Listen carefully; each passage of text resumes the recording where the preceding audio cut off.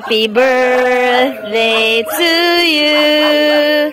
Happy birthday, happy birthday, happy birthday to you.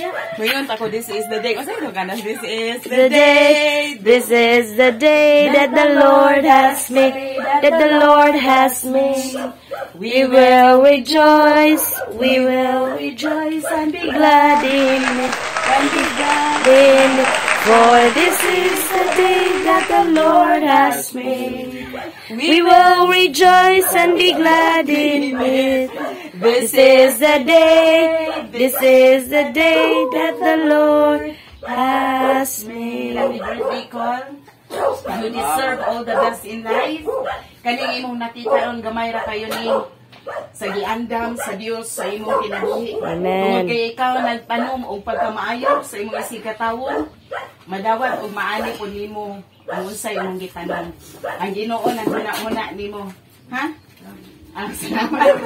Salamat sa inyong pag-ani. Salamat sa inyong pag-ani. Kapalaw. Siya pa siya ini-outro. Okay, blow the cake. Yay! Ginoong Diyos, nga labing gamanan, dagang salamat aning paknas kabuntagon sa imong kaayo o Dios sa kinabuhi ni Uncle Erning Ginoo. Salamat o Dios sa imong paghugas kaniya, pinaagis sa imong dugo nga balaan o gamanan, paghinlo o Dios ikan sa ulo hantod sa lapalapang. Salamat Lord nga tanang kabug-aton iyang gipasan, siyang una-una, siyang kasing-kasing ug ang mga problema imong pulihan o Dios ug kadagaya, kadato, kanindot sa kinabuhi. Salamat Ginoo nga ikaw Lord nasayod sa imong plano in Jeremiah 29:11. For you know the plan you have for him, O God, plan to prosper him and not to harm him, and plan to give him hope and a future. Maayog bahayag nga kaugmaon dili lang para niya, kundi para ni Apiyani ug sa iyang mga anak. Salamat o Dios nga imong gigamit sa Kuya Erning Ginoo.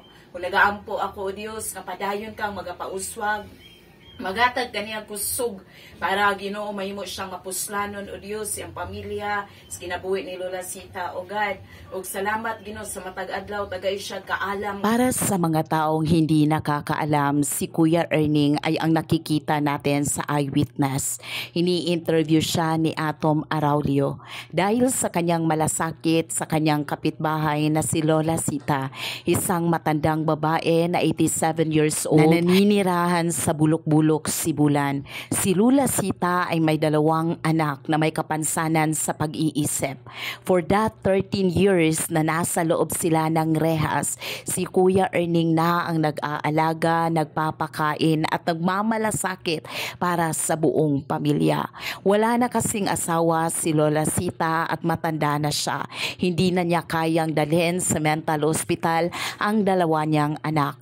Subalit nandyan si Kuya Erning, ibang pamilya din ni Lola Sita para siya ay alagaan, dalawin sa lugar na yan. Kung kaya't sa araw na ito, deserve ni Kuya Erning na siya'y masorpresa. Nang pagising namin sa umaga ay hindi namin akalain na birthday na niya pala. Kung kaya't hindi kami nakapaghanda, pinag-isipan na lang namin na bumili muna ng tinapay at saka puto na kung saan gusto lang namin siyang masorpresa at maawitan. Magandog ng dasal para sa kanya. Pagpapasalamat sa Panginoon sa buhay at sa kalakasan na kanyang ibinigay. Pero nangangako kami nung mga sandaling yon na kami ay babalik sa tahanan ni Kuya Erning na kung saan magdadala tayo ng totoong cake na para sa kanya. Alam nyo ba guys, nung makita ko si Kuya Erning, nung binuksan niya ang pintuan sapagkat kami ay papasok, sobrang napakasaya niya. Totoo nga ang sabi ng Panginoon, kung ano ang tinanim mo sa kapwa mo tao ay siya ring babalik sa iyo. Kapag nagtatanim ka ng kabutihan, maaani mo ay kabutihan. Pag nagtatanim ka naman ng kasamaan, kasamaan din ang babalik sa iyo. Kaya as much as you can, wag na wag kang susuko, wag na wag kang titigil na gumawa ng kabutihan sa kapwa mo tao. Kahit sa mga taong ungrateful, kahit sa mga taong hindi marunong mag-appreciate or nire-reject lang ang kabutihan na ginawa at pinakita ipakita mo sa kanila. Patuloy mong gagawin ang kabutihan na yon sapagkat ginawa mo yon hindi lamang para sa tao kundi para sa Panginoon. And at the end of the day, the Lord God Almighty will surely pour out His great blessings for you. Birthday to you. Happy birthday to you. Happy birthday, happy birthday, happy birthday to you. One more time. Happy Birthday to you. Happy birthday to you. Happy birthday, happy birthday, happy birthday to you. Ay, bro, saan ni mong cake on? Wala may wish siya, Uncle. So, Ecclesiastes chapter 12 verse 1. Remember your Creator in the days of your youth. Huna-hunaa imong magbubuhat, samtang batanon pa ka. Sa dili pa mo abot ang mga katuigan o mga adlaw nga muingon ka, wala ko kapahimulos sa akong kinabuhi. Samtang naakay kusugkol, naakay gininhawa, makakita pa imong mata, niya napakay kaligon. Ayaw kalimot sa paghinumdum kanunay sa Ginoo. Ug ang paghinumdum sa Ginoo is ang pagpasalamat kanunay kaniya. Matag adlaw sa imong kinabuhi, tungod sa kinabuhi ngayong gihatag nimo. Ang paghinumdum, maong pagpasalamat kay iya kang gipakamatyan, giulaan sa iyang dugo, kayang giantos dito sa cross. Tungod kay nahinumduman imo siyang simbahon, himayaon. Happy birthday to you, Kuya Erning. Sana ay naging masaya ka kahit sa simpleng selebrasyon na ginagawa namin sa kaarawan mo. Wala kaming ibang hiling kundi sana yung mga wish mo sa buhay ay matutupad kasama ang pamilya mo. Mananatili ka sanang matatag, good health, protected by the Lord, empowered by the power of His presence. At ito din ang kailingan ko na ibuhos ng Diyos ang kanyang panalangin para sa iyo. I hope and I pray that you will live long life in this planet Earth. And may the Lord God Almighty pour out His blessing for you, both now and forever. This is my prayers for you.